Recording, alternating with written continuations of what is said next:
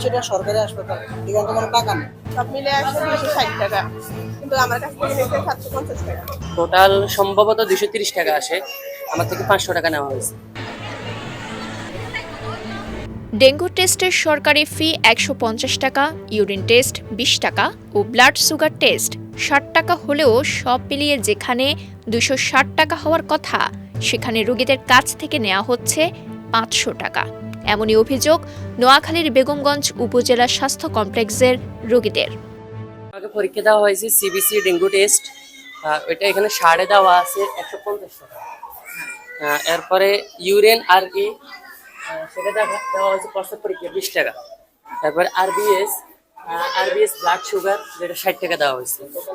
Total সম্ভবত 230 টাকা আসে, আমার থেকে 500 টাকা নেওয়া হয়েছে। প্রায় 4 লাখ জনসংখ্যার নোয়াখালী জেলার বৃহত্তম উপজেলা বেগমগঞ্জ। এখানকার একমাত্র সরকারি চিকিৎসা কেন্দ্র 50 শয্যা বিশিষ্ট উপজেলা স্বাস্থ্য কমপ্লেক্স। কিন্তু প্রতিষ্ঠানটিতে চিকিৎসা নিতে গিয়ে নানা সমস্যায় পড়ছেন রোগীরা। বিভিন্ন পরীক্ষায় অতিরিক্ত ফি আদায়ের অভিযোগ তুলছেন তারা। সব মিলে আসে 260 টাকা, কিন্তু আমার কাছ থেকে নিচ্ছে 750 টাকা। টেস্ট করছি, এটাতে আমার 60 টাকা নিচ্ছে। আর এসজি একটা আছে, ওইটাতে আমার 150 টাকা নিচ্ছে, বলছে এটা দিতে হবে। আমি বলছি এটা সরকারি হাসপাতাল, এখানে তো কোনো টাকা নেই। তুমি বলে না এটা দিতে বলছি, দেখেন ব্যানার দিয়ে দিচ্ছে, ব্যানার দিয়ে টাকা নিতেছে।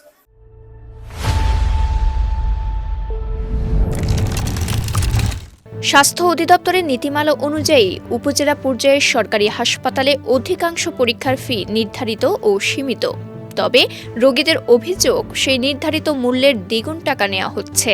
মনে করি যে এটা সরকারে দিচ্ছে, এখন ওনারা নিচ্ছে, এটা আমরা এখন করাইতে হবে। আমরা সমস্যাতে পড়ছি, এখন আমরা এখানে তো কাউকে চিনি না, আসছি অনেক দূর থেকে। অভিযোগের বিষয়ে স্বাস্থ্য কমপ্লেক্সের প্যাথোলজিস্ট শফিউল্লাহ রাসেলের কাছে জানতে চাইলে সরঞ্জাম সংকটের কথা জানান তিনি। রাসেল জানান, চাহিদার তুলনায় পরীক্ষা কিট পর্যাপ্ত না থাকায় বাইরে থেকে কিনে পরীক্ষা করাতে হয়, তাই রোগীদের কাছ থেকে অতিরিক্ত টাকা নেওয়া হচ্ছে।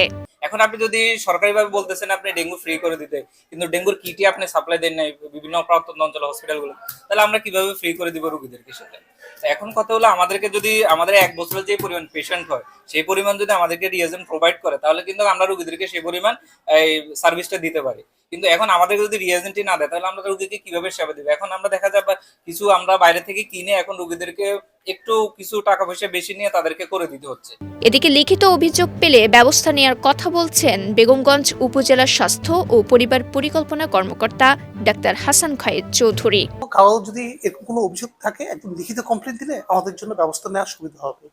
যন্ত্রপাতির সংকট ও অতিরিক্ত পরীক্ষার ফি আদায়ের কারণে স্বাস্থ্যসেবা নিতে গিয়ে চরম ভোগান্তিতে পড়ছেন বেগমগঞ্জ সহ নোয়াখালীর সাধারণ মানুষ। দ্রুত এই সমস্যার সমাধান চান তারা। নোয়াখালীর বেগমগঞ্জ থেকে আবু রায়হানের পাঠানো তথ্যচিত্রে সাফা মারওয়া, কালের কণ্ঠ, চট্টগ্রাম।